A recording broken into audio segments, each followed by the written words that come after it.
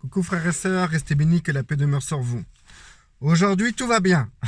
Désolé pour la vidéo d'hier, vraiment, j'étais un peu perturbé par plusieurs événements qui ont eu lieu. Donc du coup, j'ai pas été d'une précision. De toute façon, je suis pas très précis, mais j'espère être clair. D'ailleurs, j'ai demandé aux gens de m'écrire des commentaires pour savoir s'ils comprenaient. Il n'y a pas eu de commentaires, donc j'en déduis que tout le monde comprend.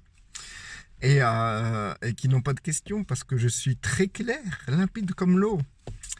Donc du coup, frères et sœurs, comment le diable ou nous-mêmes nous arrivons à nous éloigner, en fait, comment le diable arrive à nous éloigner de la vie de Dieu, et comment nous-mêmes nous arrivons à nous éloigner nous-mêmes de la vie de Dieu. C'est simple, la vie de Dieu qui est en nous, elle est stable. La vie de Dieu est toujours stable. Il n'y a pas de variante. C'est pas genre une fois tu commets pas de péché, la vie de Dieu elle est plus forte, ou tu commets un péché, la vie de Dieu elle est moins forte. Non, le Saint-Esprit c'est le Saint-Esprit. Il n'y a rien qui change le Saint-Esprit. Le Saint-Esprit, il est ce qu'il est. Il n'est pas moins ni plus. Il n'est pas moins en moi et plus en vous. Ni le contraire, moins en vous et plus en moi.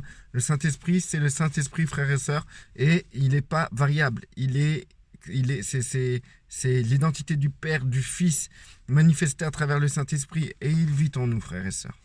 Donc, du coup, ce que je voulais dire, frères et sœurs, c'est que le Saint-Esprit qui émane, Christ qui est la vie, Christ qui est la lumière, et le Père, et ben en fait, comme je vous ai dit, il est en nous et il ne bouge pas. Maintenant, pour que cette vie et cette lumière puissent être agissantes, il faut que notre âme puisse y puiser et le libérer. Donc, pour que notre âme puisse y puiser, il faut que ça passe par les parties de notre âme. Et notre âme est composée de l'intelligence, des émotions et de la volonté. Et il faut qu'il soit interprété, cette lumière soit, il faut que cette lumière soit interprétée par notre intelligence. Et il faut que notre volonté se tourne vers le Père et le Fils, sur la volonté de Dieu, pour que la vie puisse être libérée dans notre âme et que nous puissions soumettre notre corps sur terre pour faire la volonté du Père. Donc, tout simplement, il faut comprendre que la vie de Dieu ne va pas se libérer comme ça. Il faut que nous-mêmes nous y puisions. Donc, maintenant, si notre intelligence est tournée vers les choses de ce monde, c'est la vie charnelle qui est en activité. Parce que notre âme peut puiser dans la vie de Dieu et aussi dans la vie de Satan, qui est manifestée par l'arbre de la connaissance du bien et du mal. Donc du coup, si notre intelligence est bornée, notre intelligence, on a des forteresses. Dans notre intelligence, ces forteresses sont des principes, des traditions, de la philosophie, la psychologie. Si notre intelligence se tourne vers les choses pratiques du bien, qui est de cet arbre du bien, de la connaissance du bien et du mal, ça nous détourne de la vie de Dieu et ainsi de notre destinée. Donc, c'est simple. Pour se concentrer sur ce qui est la vie de Dieu et notre destinée que Dieu a fait pour nous, eh ben, il faut se tourner vers le Père, il faut se tourner vers le Fils. Je ne vous apprends rien à travers ça, mais c'est juste pour étaler la chose, pour en venir là où je veux en venir. Ensuite, si vous voulez, si vous vous tournez vers les choses de ce monde, il est évident que c'est l'arbre de la connaissance du bien et du mal qui prendra le dessus. C'est comme si vous avez, comme j'ai dit au début de la série, c'est comme si vous avez deux arbres en vous. Les deux arbres qui étaient dans le jardin d'Éden, vous les avez en vous. Vous avez l'arbre de la connaissance du bien et du mal et l'arbre de vie. Maintenant, à vous de vouloir ou à vous de vouloir puiser, excusez-moi, puiser, je suis un peu fatigué, puiser là où vous voulez, comment dire, que votre âme se soumette. Donc, comme je l'ai expliqué dans les vidéos précédentes, dans l'arbre de la connaissance du bien et du mal, il a le bien. Et donc, du coup, souvent, les chrétiens font cette erreur de penser qu'en faisant bien, c'est faire la volonté de Dieu. Qu'en réalité, non. Faire le bien de cet arbre de la connaissance du bien et du mal, c'est ni plus ni moins faire le bien de cet arbre. Comme faire le mal ou faire le bien, ça appartient à cet arbre. La preuve en est, vous prenez des millions de personnes sur Terre qui font le bien et qui ne croient pas en Christ. Ces gens-là peuvent faire aussi bien le bien que des chrétiens. Mais pour autant, ils n'ont pas la vie en eux. Vous comprenez où je veux en venir? Donc maintenant, Satan, dans ce rôle, ce qu'il veut faire, c'est qu'il va vous détourner de deux manières de cette vie. Parce que ce que Satan veut, c'est pas que vous faisiez le bien ou que vous fassiez le bien, que vous fassiez ou pas le bien. Satan, il s'en fout de ça. Et il n'en a rien à faire de ça. Et Satan, ce qu'il veut, c'est non plus que vous fassiez le mal.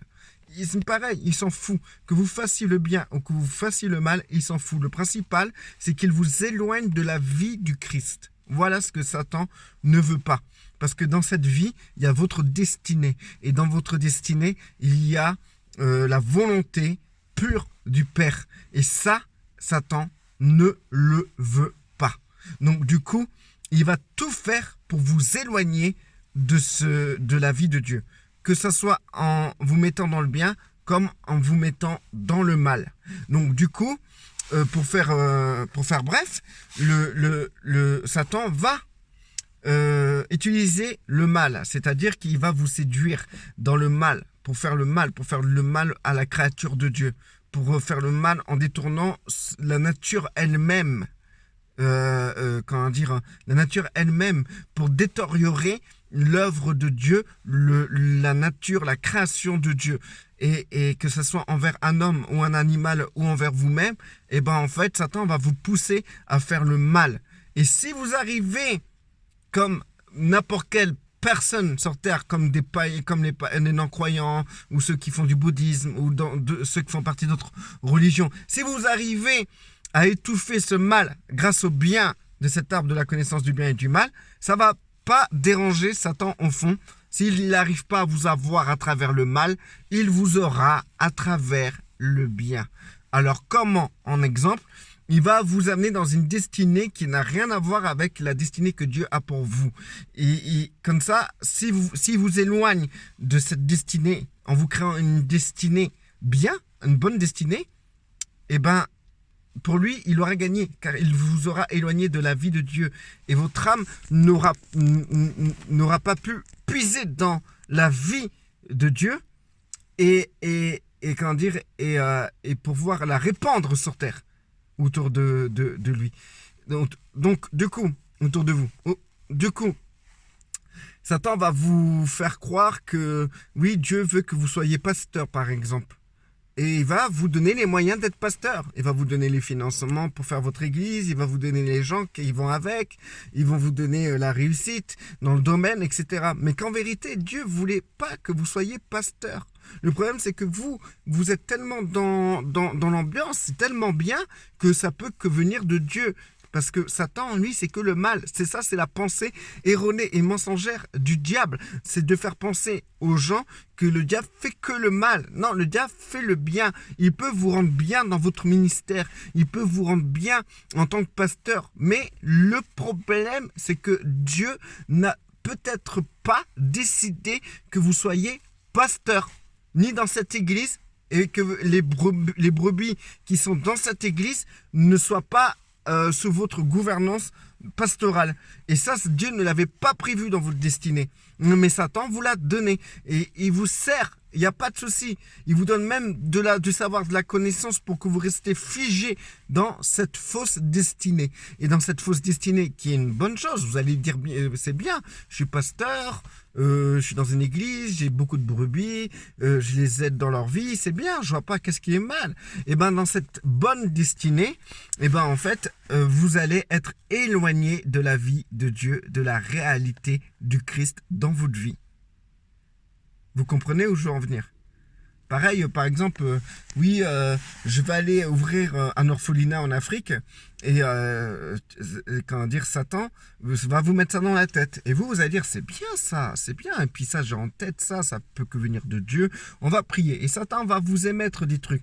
Vous allez prier dans le cœur et dans le sens même que de cet orphelinat au lieu de vous dire, ouais, ça, Seigneur, si ça vient pas de toi, j'en veux pas. J'en veux pas, mais absolument pas. D'ailleurs, je mets tout en stand-by. Tant que c'est pas clair, Seigneur, je ferai rien. Je veux ta volonté, je veux ce que tu veux toi. Et souvent, peut-être Dieu va te dire, bah écoute, va travailler. Va travailler à l'usine, s'il te plaît. Va travailler à l'usine pour subvenir aux besoins de ta femme. Mais toi, tu vas pas entendre ça. Mais non, ça peut pas être ça. Ça peut pas être de Dieu.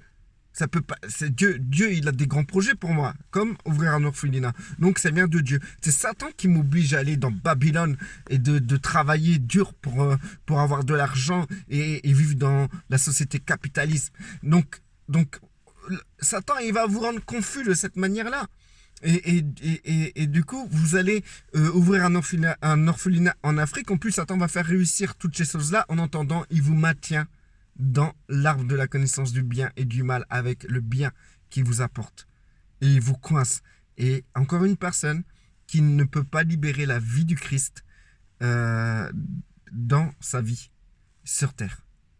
Et c'est important parce que chaque personne qui ne libère pas la vie du Christ sur terre, c'est un manquement sur beaucoup de choses et qui peuvent avoir des conséquences énormes. Et donc du coup, vous allez dire que ouais, comment dire, mais de toute manière, Dieu il nous dira si c'est pas ça. Frère, combien de frères et sœurs se sont trompés dans leur ministère?